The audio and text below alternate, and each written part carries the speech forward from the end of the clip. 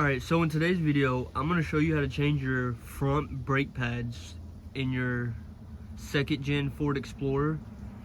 I have a 95 Ford Explorer XLT right here. To start off, we're going to loosen up the lug nuts while it's on the ground. Now, you can use power tools to do this job. I prefer to do everything by hand.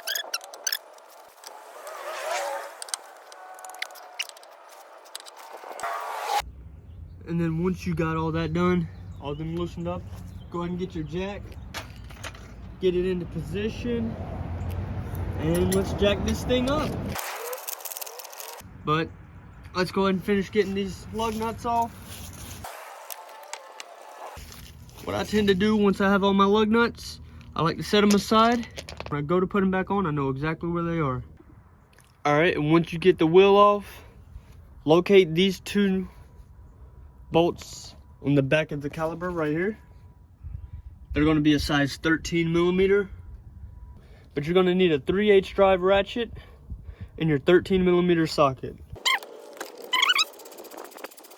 Make sure you don't lose your nuts and bolts whenever you're doing work, so make sure you set them aside where you won't lose them. And we're going to repeat on the bottom as well. I ran into my own problem, so I'm just going to line this back in so it's not wiggling while I try to loosen this last one off.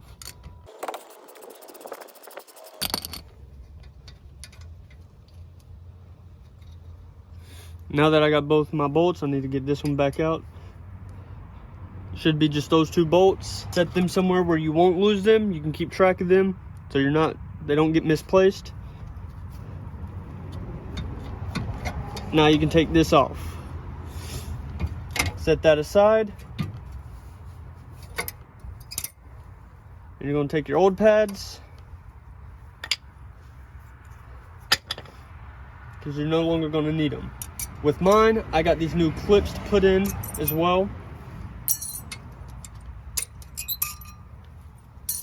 I tend to just keep all the old parts aside from the new ones. And if you ever need to, and you're not sure exactly how they go back on, just go ahead and take a look at it on how the old ones sat in. So when you go to put the new ones in, you know exactly how to put them in. You'll hear it click just like that. Now that's beautiful. And then we're just going to do the same thing onto the top one. And just like that. And then we got one more clip that's on the inside of this. You can use a brake press set on this. You can get at any part store. You can rent it out, or you can buy your own. If you don't want to spend so much money on one, what I tend to use is I just use a C-clamp. It works just as good. This is the C-clamp that I have, so I can just, now this part is a little tedious, but you just want to press this back just enough.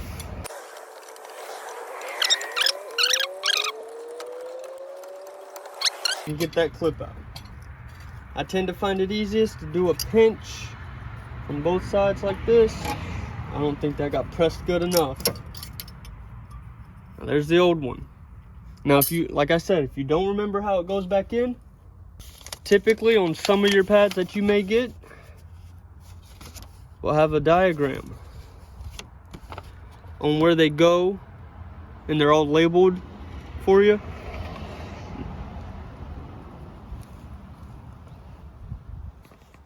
This one's going to go inside right here. It's going to go down in here. Just like that. And you're going to hear it click as well. And once you got that done, go ahead and leave that up so it's not swinging in your way while you're trying to get your pads in. Now what you're going to do once you got your fresh new pads, you're going to go ahead and line them up to where they need to go. Make sure you get them up in there. It's in there. You're going to repeat that same step on the back side. Fresh new pads.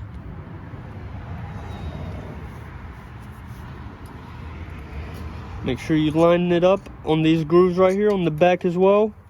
You can lean back here, see if you're getting it. And I am clearly not getting it. There we are. Now your new pads are set in. You're all good. Now we just got to put everything back together. All right, now as you can see, I got it back on. Now remember, hold this so it doesn't fall off.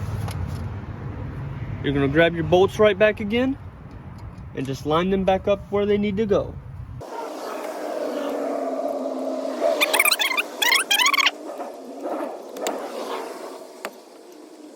All right, now that they're lined in, we're gonna go back to our ratchet, make sure we turn it over to tighten it back up.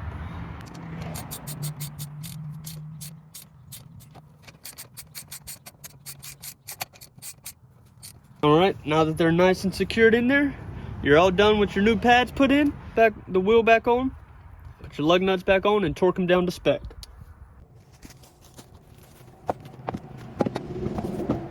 All right, now that we got our wheel put back on, remember to keep your lug nuts in a safe place where you know where they are. So we're gonna go ahead and just put them on. But make sure from wherever you start, you're gonna go in a star pattern.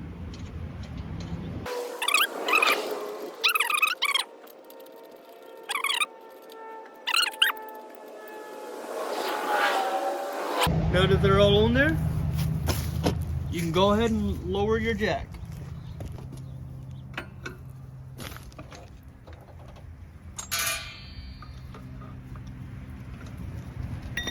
And as I said previously, you can use power tools.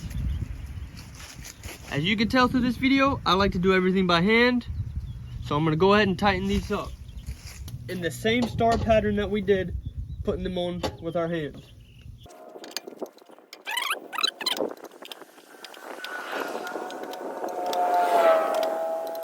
All right, and that's it. Once you have that done, you're all set. And you have fresh new brake pads on your Ford Explorer. Now I know I was dirty at the beginning of this video. That's because I already did the passenger side. So I just wanted to make a quick video to show you how to do your brake pads. 2nd gen Ford Explorer.